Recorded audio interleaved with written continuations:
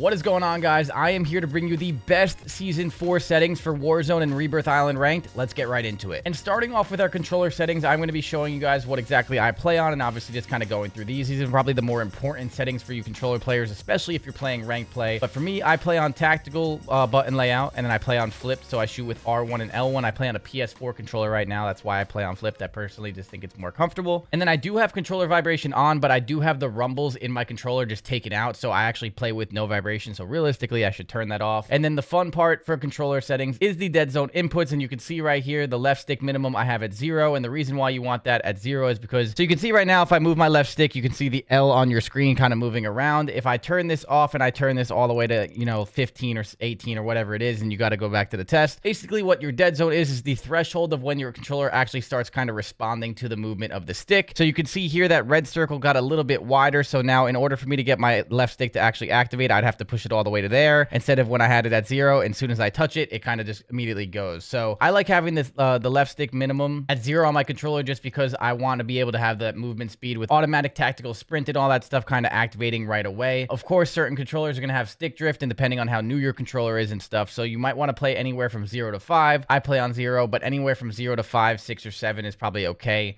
depending on obviously which controller you have. And then of course the left stick maximum is where a lot of people in my stream ask me kind of what this is, and all this is kind of a very similar concept. So basically, again, you can see that right here you have a line which is right there. That is the 65% all the way up to 100, and you can see as I move my left stick, it gets closer and closer to that line. And as soon as I hit that line right there at 65%, that means my left stick is fully activated, and I am getting the most momentum that I can when it comes to tactical sprint and sprinting and strafing and all that stuff. If I go left and right, you can see that I would be strafing as fast as possible at the 65% mark instead of having to go all the way over to the 100% mark, which would have to look something like this. And that means I would have to get all the way to the very, very edge of my controller to kind of have the fastest kind of, you know, the strafing left and right in the movement. And again, in Call of Duty, it's a very movement-based game. It's very, very important. I think that the left stick maximum is a very important setting that I like having at 65.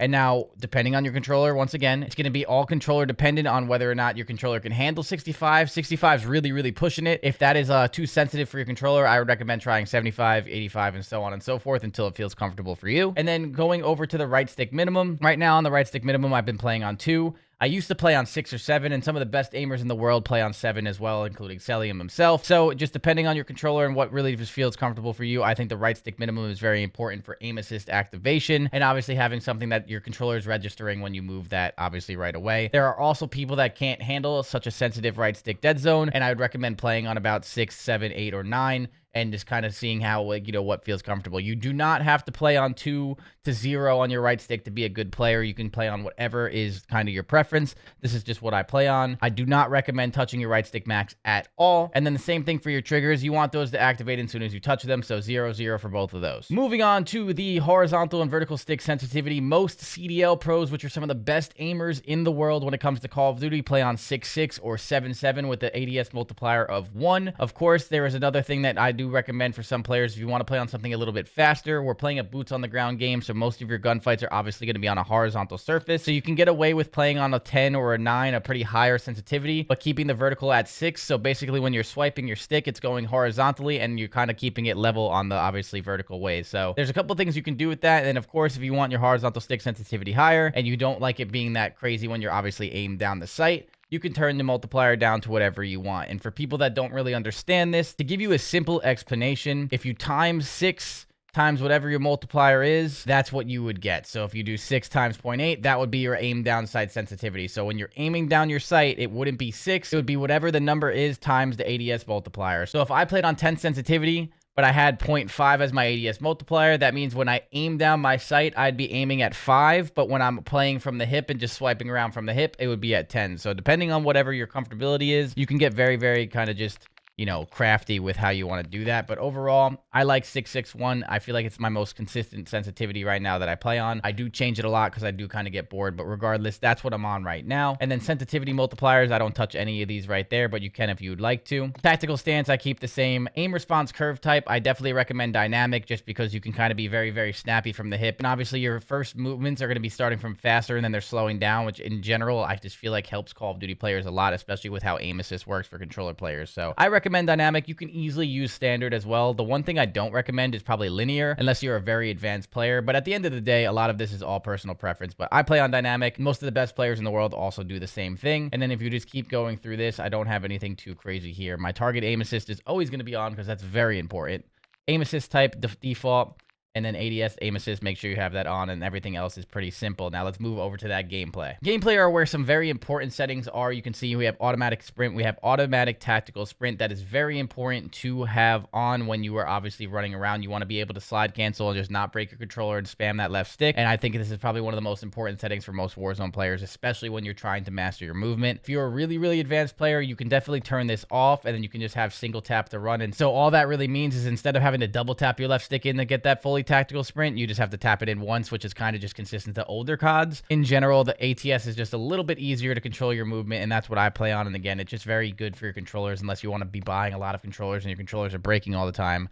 I just recommend playing ATS. It kind of just gives the controller more of a lifespan. I don't recommend playing on slide, maintain, sprint. I'm coming out with an entire movement guide pretty soon that goes a lot more in depth with that. But basically, one of the most important movements, in my opinion, is the slide to drop shot. And with ATS enabled, it's kind of hard to do the slide to drop shot mechanic with this on. But again, that video is coming out soon. So make sure you're subscribed if you enjoy this kind of content, because there's a lot of other stuff coming to you. I recommend turning that off. We will definitely go into that to a later date. But regardless, let's move forward. Single tap to run just in case, but I have ATS on. Grounded mantle and all these mantles I do have off. The grounded mantle, again, in a movement guide that I'm coming out with soon, you can actually use it for some pretty cool like leaps off of certain objects. But again, it's definitely something you have to master, and it can also kind of just make you mantle stuff that you don't want to mantle. So personally, for the hassle, I just have this off. But in general, you can definitely turn this on and get kind of crazy and crafty with that. But again, in the movement guide coming out soon, I promise you that will be in there as well. And then you go down to your slide behavior.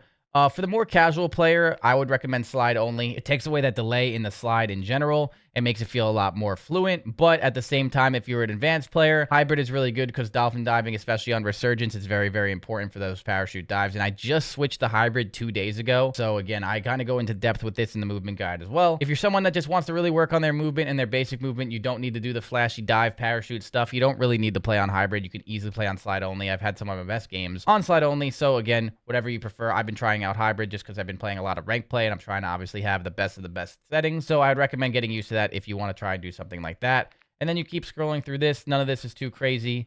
All of this is pretty normal. You can obviously just copy and paste from here.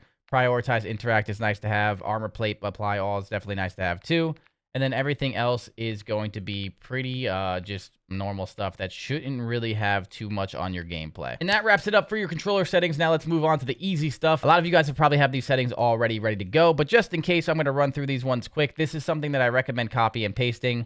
Again, this is all pretty simple stuff. I have the reflex low latency on plus boost.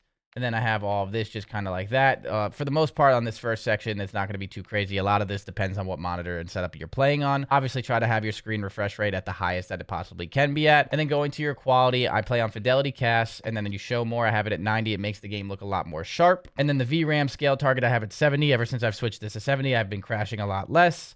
And then I have those two things off right there. And now this is where you can kind of change these settings. I have a lot of this stuff on normal. If you do not have the best PC or the best build, I would turn this to very low or low and so on and so forth. So depending on your PC build, I would just recommend, you know, kind of making everything lower. And if you think your PC can hire some stuff out, definitely test it with the FPS. But again, if you want max FPS, you turn all this stuff to low.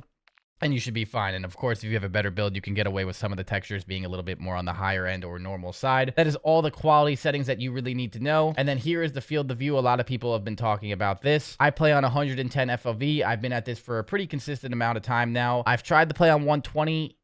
I'm getting old. I can't see people as much anymore. I wish I could, because 120 feels like you're moving crazy and the visual recoil is definitely lower. But I am getting a little bit older in my age, so I put up 110 right now. 105 is even not that bad as well, just depending on kind of the player you are and how much you want to see and what overwhelms you and whatnot. So 110 is a really good middle ground, in my opinion, for Warzone.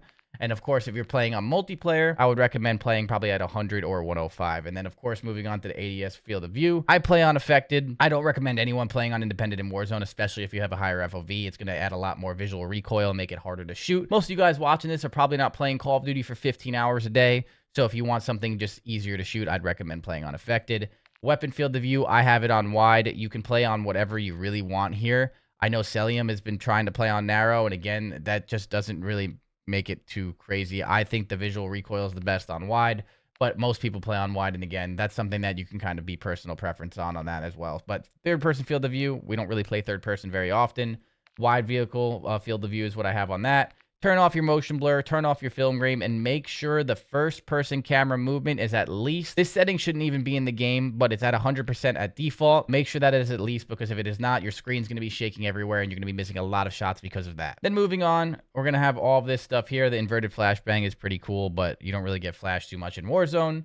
And that is basically it for your graphic settings. Let's move over to audio and some interface ones and wrap this video up. Audio settings I have as PC speaker, and then my art tune is just basically the Art is War tuning. I recommend going to Art is War's YouTube channel if you want to do any kind of audio tuning on that source, just because that's the best person when it comes to audio, when it comes to PC audio. If you do not have a PC and you play on console, I recommend playing on soundbar. Very, very simple. I've made a lot of videos and a lot of short form videos on this console settings in general. Hasn't really changed that much since we've kind of got into that. And then going forward here, master volume. This is what I play on for my volumes. Gameplay music's not necessary. Effects is definitely necessary. Dialogue, you could probably lower that a little bit more if you'd want. And then cinematic volume, definitely not necessary. And then war tracks, depending if you're streaming or not, on or off, depending if you want to get copyrighted or not. But regardless, you can have all of that there. And then the rest of the audio settings are pretty normal. Nothing too crazy. And then, yeah, so that's everything that we have right there for hit markers and stuff. You can obviously kind of change that to classic or none. Some people do play with none. Personally, I actually like the hit marker sound. And now let's move on to the last but not least, interface settings, because some of these are very important. So the one thing that's very important in this is going to be the color customization. You're going to go to your color HUD palette. I leave it at default. You can kind of put on whatever you want, but it changes the colors of your mini map. I leave it at default right now. But a big thing that I like to do is filter to on the color filter. I put it at both instead of world or interface. I do both.